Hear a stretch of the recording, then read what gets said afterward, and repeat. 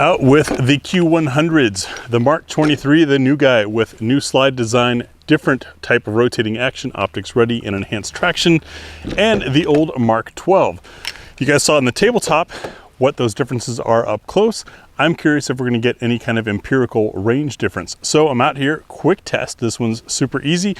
11 shots. This is the drill, I guess you could say, that I've kind of come up with for doing these sort of things. As you can see, we are 7 yards back from your standard target. I'm going to put 5 rounds at the beep, 5 rounds into the bullseye as an accelerated group. So shooting as quickly as I can with a goal of accuracy, but erring on the speed side, and then dump 6 rounds into ideally the A zone. We're going to take a look at the time. You guys are going to see the gun move and see the target, and hopefully we can come to some conclusions here. So I'm going to start with the Q, and to be fair, I am slightly warmed up. I just did the same video for the K models. That was done completely cold. Get our timer going. Mk12.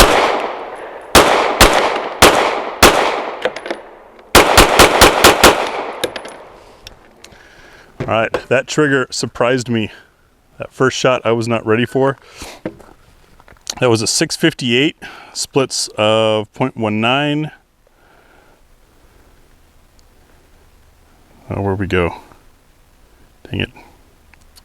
0.23, 0.22, 0.22, 0.22, about the same. So that's about the same speed I was doing with the Ks. I felt a little bit of shifting in the hand, and I was not ready for that trigger. That's what I get for being completely cold on the Qs. And before you guys say that's not fair, think about your defensive shooting scenario. Grabbing it out of the holster, are you warmed up? All right, I'm gonna reset the target, and we'll do the Mk23. Everything reset, now the Mk23 Q100.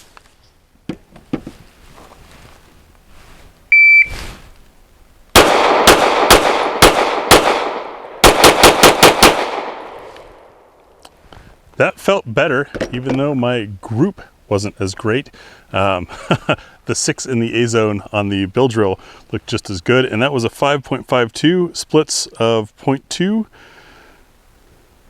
Dang it. I really need to learn how to operate this thing. There we go, 0.2, 0.2, 0.2, 0.19, 0.2.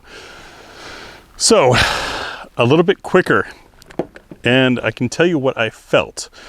Now, part of it, I suspect it's the recoil assembly. I showed you guys the recoil assembly is a little bit different on the Mk23, but also enhanced traction. Once again, even though it's not an abrupt change from the Mk12, it doesn't even, from here, you guys probably can't see much of a difference, but it holds.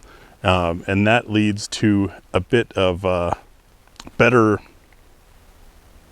it's just more control. The ergonomics on it were already good for me, so I'm glad they didn't change the shape, but the traction is a little bit better, and I think that's what's allowing us to have these results.